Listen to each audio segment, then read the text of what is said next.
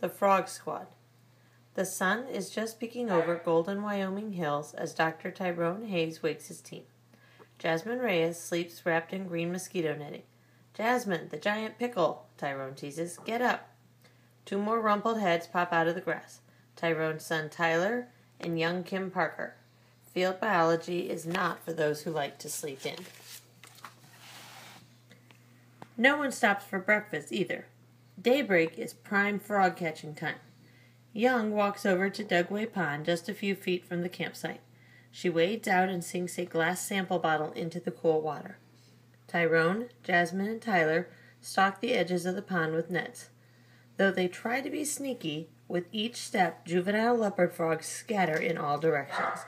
The hopping frogs look like little green kernels of popping corn. Jasmine's net slaps down into brown muck at the pond's edge. It comes up empty. "Get under them," advises Tyrone, pulling a captured frog out of his net. Young grabs a net and joins Tyrone, Jasmine, and Tyler on the frog hunt. Everyone counts out loud as they add frogs to the collection bag. 15, 16, 17. Their goal, 50 juvenile frogs. Clouds of tiny mayflies rise over the pond. The scientific name for this kind of insect, Ephemetora, means lasting but a day. And that's about all the time an adult mayfly gets. When mayflies reach adulthood, they mate and then die within hours, raining from the sky to become frog food. Many of the mayfly fattened frogs around this pond will, in turn, become food for the two blue herons winging overhead. This corner of Wyoming seems untouched by humans. The water, air, and sweet-smelling grass are abuzz with life. You wouldn't know it, but even in a place like this, there can be pesticides that can harm wildlife. A pesticide is a chemical designed to kill a pest, either a weed or an insect. Every year, farmers spray millions of pounds of pesticides on their crops. As rainwater drains off fields, it carries the pesticides with it. The pesticides end up in ponds, streams, and rivers. Pesticides can also stick to tiny bits of dirt. When the wind blows, pesticide-laced dust is swept into the air. The pesticide may end up hundreds of miles from a farmer's field. Pesticides are not meant to harm frogs.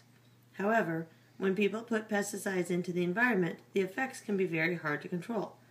Tyrone wants to know how pesticides in the environment affect growing frogs. The collection bag fills with frogs. 33, Tyler calls out. 34, says Young. 35, 36, 37, says Tyrone. He's an expert frog napper. The barefoot scientist in Wyoming has caught frogs since he was a barefoot kid in South Carolina. One frog gets sweet revenge. Tyrone lunges, the frog dives, and Tyrone quickly leaps back, snorting and laughing. "Ugh! I just got a reed up my nose." The team slowly circles the pond, splashing and squelching through the mud. 48, 49, says Tyrone. 50, calls Tyler. These 50 frogs are part of a scientific experiment. Tyrone wants to know if the pesticide atrazine affects the development of these leopard frogs. Tyrone visited Dugway Pond early this spring. When he tested the water, there was no atrazine in it. At the same time, he collected a few clutches of frog eggs to raise back in his laboratory at the University of California, Berkeley. After taking some frog eggs out of Dugway Pond, Tyrone put a single drop of atrazine into the pond water. He was given special permission to put atrazine in as part of this experiment. The atrazine will break down within a few months. Right now, the level of atrazine in Dugway Pond is similar to levels found in many ponds and streams around the United States. Although Tyrone doesn't like putting even a tiny pinch of pesticide into the environment, this little pond is part of an experiment that will help answer some big questions. Tyrone and his team are capturing juvenile frogs that develop from eggs laid in the pond this spring.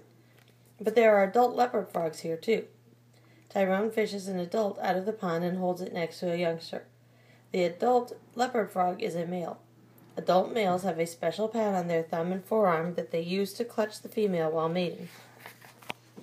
This guy could be the father of this young one, says Tyrone. He looks at the juvenile in the eye and demands, "Who's your daddy?" Young, Jasmine, and Tyler carefully recount the young frogs. Each frog is put into a container with a liquid that will cause a quick and painless death. It is sad, but these few dozen frogs may help save millions of dollars. Pesticides like atrazine can have a scary effect on frogs. In earlier lab experiments, Tyrone found that atrazine feminized male leopard frogs. Normally, female frogs make eggs and male frogs make sperm, but many male frogs raised in atrazine-contaminated water were deformed. They grew eggs in their testes instead of sperm. Tyrone wants to compare male Dugway frogs raised in the wild to male Dugway frogs raised in his laboratory. Frogs are really sensitive to chemicals in the water, explains Tyrone. Tadpoles have gills, but adults breathe through their skin as well as using their lungs. And frog eggs don't have shells.